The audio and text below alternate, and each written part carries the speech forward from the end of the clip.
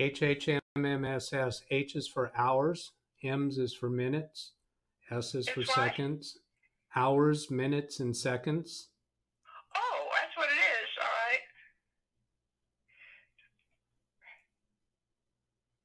I have 11:49. Is that right?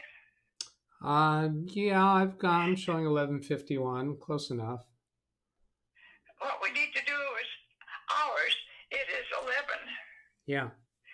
Okay, 11:50 seconds and 32 seconds. That's about right. Yes. Yeah, that's close enough.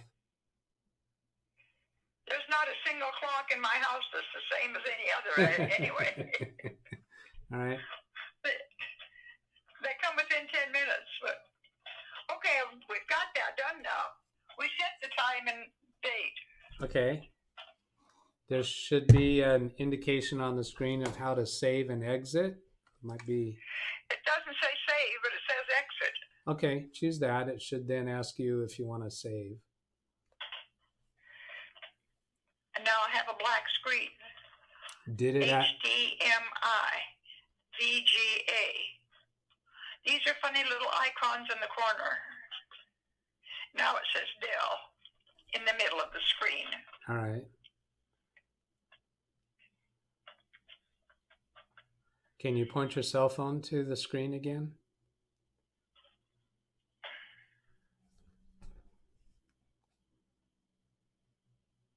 Oh.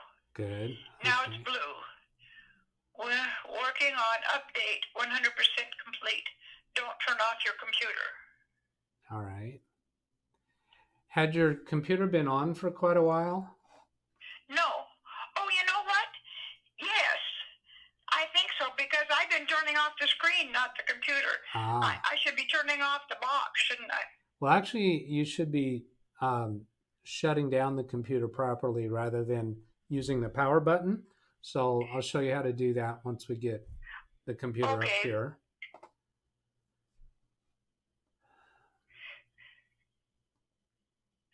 Now, do you see my screen? I'm going to see if I can connect remotely to it now. Give me a moment.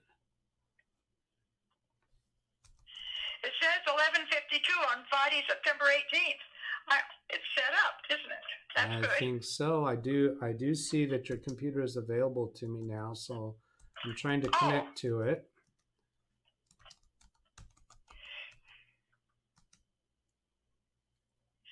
It has a pretty scene on it. They change the scene daily, I think, or anyway, fairly frequently. Yeah. All right. So now I'm doing remote. And now I see, do you see the mouse moving on your screen? Yes, you turned it on. Yep, that's me. So you had a phone call that came in from that looked like it was from a state where you have relatives, and you called the number back. And the people on the phone said that there was something charged to your credit card. What was that? Yes, on Amazon, yes. On Amazon? So then they asked... And I did order, I have ordered things on Amazon the last few months. I've ordered parts for the computer. I ordered a bed for my son and something else I think my daughter ordered for me. And I don't remember what it was. If I'd done it myself, I'd have remembered it. All right. So then they asked to connect to your computer, and you let them do that. And well, I complained about it, but yes, I did. They talked to Blue Streak, and yes. Yeah, and you said you talked to several different people in their office. So then... And it was through Ultra Viewer. All right. Somewhere along the line, you became suspicious, and you called me. Yes. And at that time you called me, they were still connected to your computer. Yes. And I had you hold down the power button on your computer to turn it off. Yes. Okay, now you've restarted the computer, and we are checking to see if there's any residual problems. I was concerned that your computer might try to reconnect to them when you started it. And when you restarted it, your CMOS setup. It restarted by itself. Yeah, that's right. You said it restarted by itself. Okay, so you forced the power off. And when it came back up, it had the wrong date and time, so it wouldn't come into Windows. We went into CMOS setup and fixed the date and time. Now, here I'm in the installed programs. I'm going to sort by clicking on this installed program date heading to see if anything was installed today. And yes, here's Ultra Viewer version was installed today. So we're going to uninstall that, because just because that's still there, it might trigger a reconnection to them. We don't want that to happen. Oh, good. Okay, I appreciate that.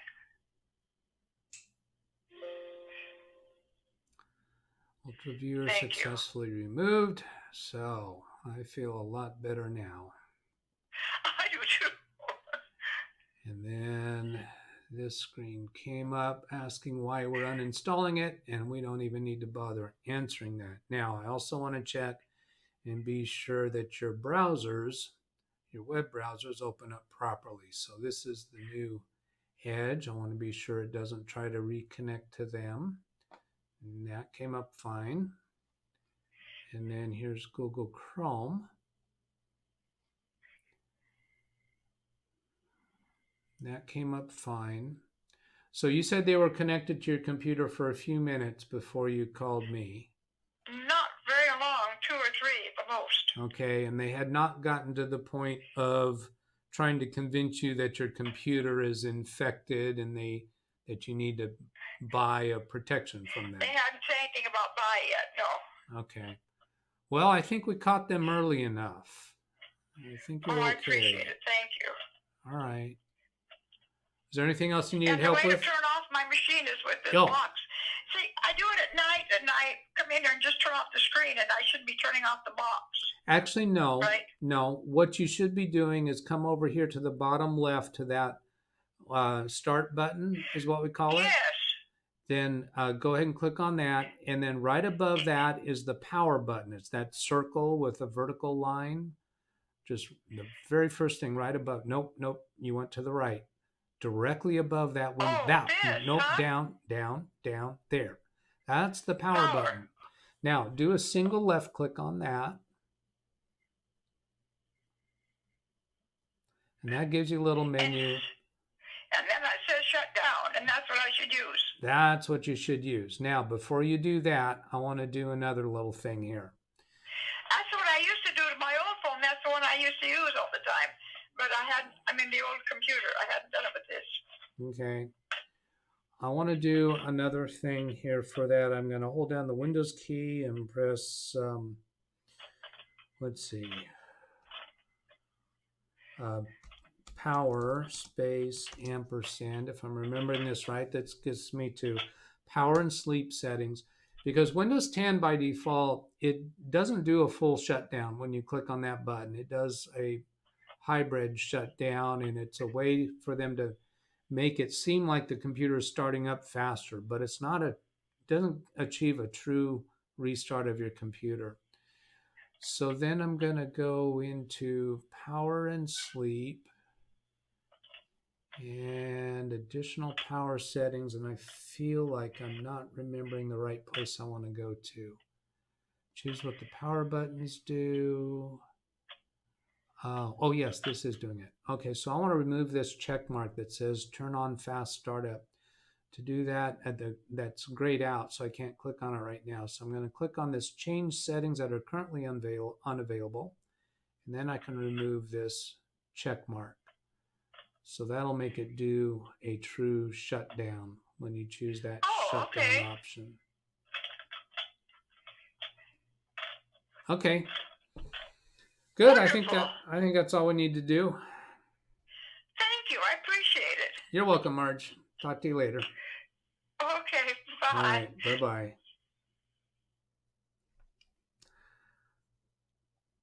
All right. So Marge is a local client, and I am providing free services for her. And the way I do that is that the services that I provide for her, she's authorized me to turn them into videos. So what we did there was we joined that sort of that support session in progress. She called me while I was on my way home in the car. And so I had her turn the power off, force the power off on her computer while the scam artist was still connected to it. And I came to my computer, I got connected to her cell phone so she could show me the image that she was seeing on her cell phone, because when she forced her computer off by pressing the power button on the tower, the computer automatically started up. So there's a setting in CMOS setup for the computer to automatically turn on after experiencing